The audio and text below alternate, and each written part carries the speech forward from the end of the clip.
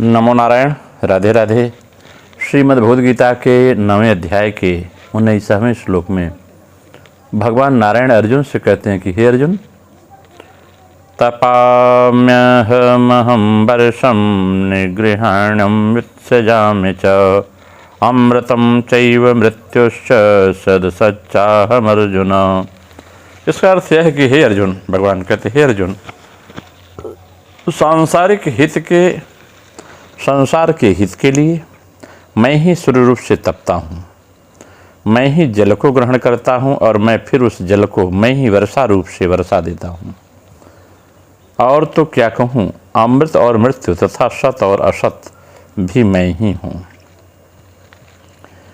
तपाम्यहम महम वर्षम निजगृहणाम्युत्सजामि च।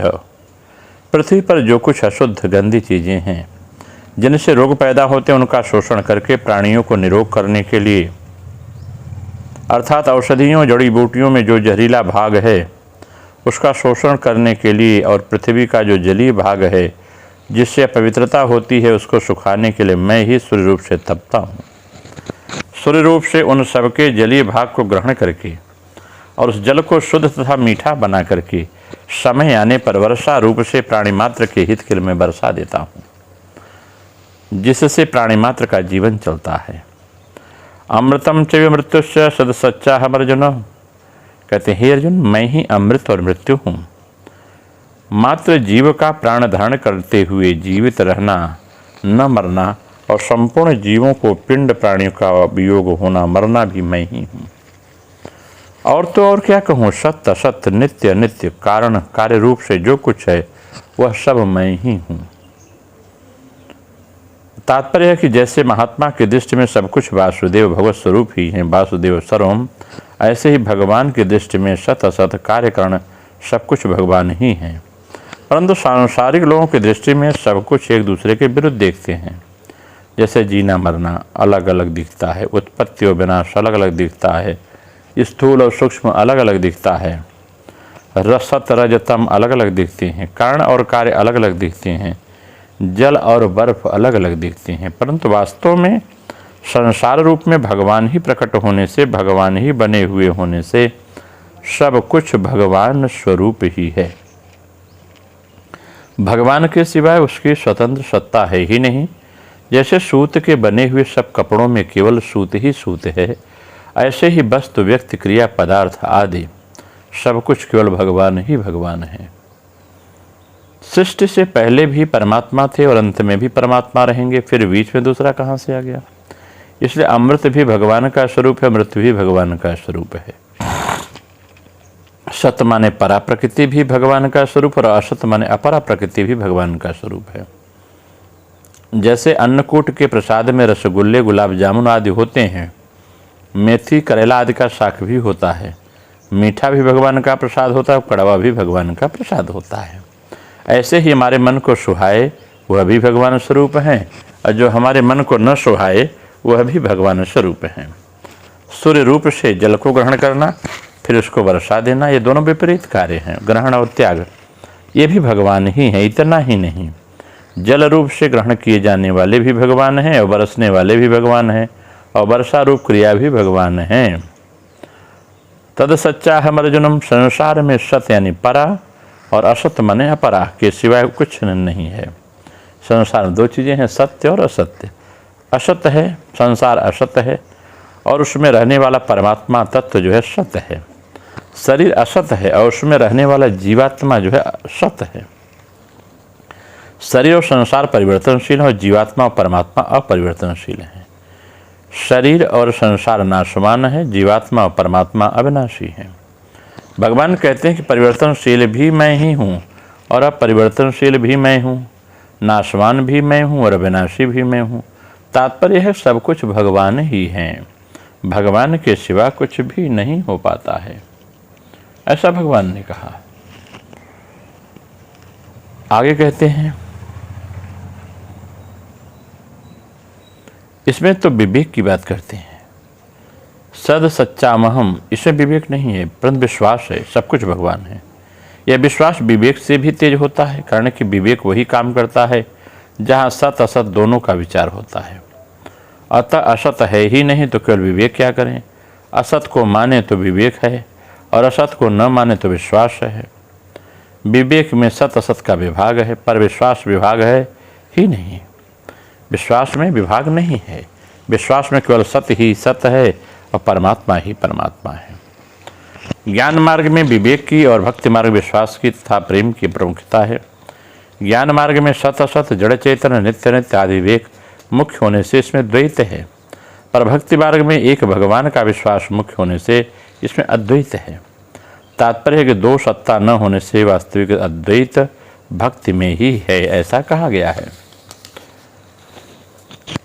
भगवान ने कहा है कि जगत की रचना जो भी है और विविध परिवर्तन मेरी अध्यक्षता में होता है, परंतु मेरे इस प्रभाव को न जानने से मूढ़ लोग आसुरी, राक्षसी और मोहिनी प्रकृति का आश्रय लेकर मेरी अवहेलना करते हैं, इसलिए पतन की ओर जाते हैं। और जो मेरे भक्त हैं, मेरे प्रभाव को जानते हैं, वे मेरे दैवी गुणों का आश्रय लेकर अनन्यमय में मेरी विविध प्रकार से उपासना करते हैं, इसलिए उनको सत असत सब कुछ एक परमात्मा ही है ऐसा यथार्थ अनुभव हो जाता है।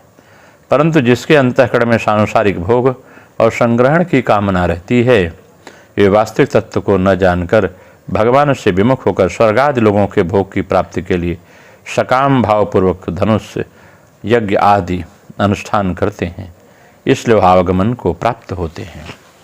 अगर हम इसके क्रियायोग के माध्यम से व्याख्या करें तो यह बात बड़े ही धैर्यपूर्वक स्पष्ट होती है कि मैं ही तपस्या रूपी ताप हूँ। इस ताप के द्वारा ही मैं जीव के कर्म भारी का शोषण करता हूँ। कष्ट सहिष्णु होना ही तपस्या का उद्देश्य है, परंतु प्राणायाम की अपेक्षा श्रेष्ठ तपस्या दूसरी कुछ नहीं है, क्योंकि प्राणायाम में यह देह शोधन का कार्य होता है। मन बहुधा विक्षिप्त होकर विषयों में दौड़कर धूप करता है, मलयुक्त मन का ही यह कार्य है। प्राणायाम के द्वारा इस मल की शुद्धि होती है और ज्ञान की दीप्ति होती है। यही मल शरीर में भरता है। प्राणायाम इत्यादि क्रिया न करने से शरीर में कोलेस्ट्रॉल बढ़ता है, डायबिटीज बढ़ता है, ये सब रोग आ जाते हैं। इसलिए आप अपने साधना में इसको जोड़ें और प्राणायाम को करें, क्योंकि मल युक्त मन ही यह कार्य करता है। प्राणायाम के द्वारा इस मल की शुद्धि होती है और ज्ञान की दीप्ति होती है। किसी किसी के मन में यह संदेह हो सकता है कि प्राणायाम के द्वारा ज्ञान की दीप्ति कैसे होगी। अज्ञान का नाश हुए बिना क्या ज्ञान हो सकता है। अच्छा, अज्ञान है क्या वस्तु? अनात्म वस्तु में आत्मबोध यानी देह का मैं ज्ञान ही तो अज्ञान है।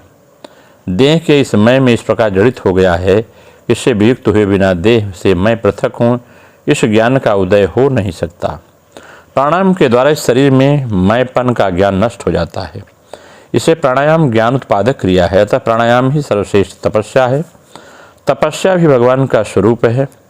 इस प्राणायाम रूपी तपस्या के ताप से अज्ञान रूपी वारी शुष्क हो जाती है और निग्रहणामी है, अतः क्रिया की परावस्था यानी शांति वारी वर्षण होने लगता है। यही उत्सजामी है। इस अवस्था का भोग करते करते साधक का अमृत पद में लक्ष्य होता है और अंत में साधक स्वयं अमृत बन जाता है। यही प्रकृत जीवन है। यह जीवन मेरी ही शक्ति या रूप है और मृत्यु भी मेरा ही रूप है। देह छोड़कर चले जाने से ही तो मृत्यु नहीं होती, मैं तो रह ही रहा था। अतः इस देह का नष्ट हो जाना ही मृत्यु नहीं है। जब मृत्यु क्या है, कहीं यस्य पुनर्मेय जन्म, जिसका फिर जन्म नहीं होता, उसकी पुनरावृत्ति नहीं होती, जीते जी भी इस प्रकार की मृत्यु हो सकती है। यही क्रिया की परावस्था है। यह मैं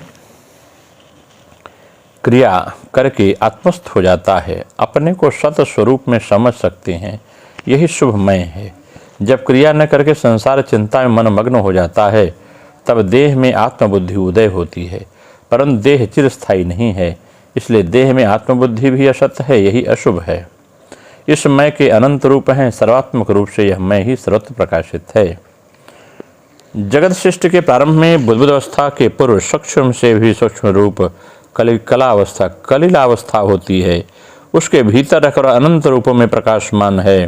क्रिया की परावस्था रूपी अत्यंत सूक्ष्म अवस्था से ही असीम व्यक्त जगत प्रकाशित हुआ है। उच्च सूक्ष्म आति सूक्ष्म जगत के अद्वितीय भोग विधाता आनंद में शिव स्वरूप को जान लेने पर आत्यांतिक शांति प्राप्त होती है। कहते हैं यही फलोद्देश्य से भीत कर्म के करता हैं। तथा अधर्म और स्वकृत कर्म फल के उपभोक्त हैं, वही सत्व रज गुण तम गुणों के अनुसार धर्म और ज्ञान रूपी विविध मार्गों में गमन करते हुए प्राणाधि रूप में संसार का परिभ्रमण करते हैं। अंगुष्ठ प्रमाण हृदय गुहा से लेकर के कारण जीव अंगुष्ठ मात्र है। अंगुष्ठ प्रमाण हृदय गुहा में रहने के कारण जीव अंगुष्ठ मात्र है। उसका रवि तुल्य रूप है, सूर्य के समान ज्योतिर्मय है और वह संकल्प और अहंकार आदि धर्मों से युक्त है तथा बुद्धि और देश से धर्मों से युक्त होकर किसी अन्य वस्तु के रूप में दृष्ट होता है, अर्थात जीव परमात्मा से पृथक सा जान पड़ता है। ऐसा बिना साधना के, बिना प्राणायाम के अनुभव होता है। नमो नारायण। राधे राधे।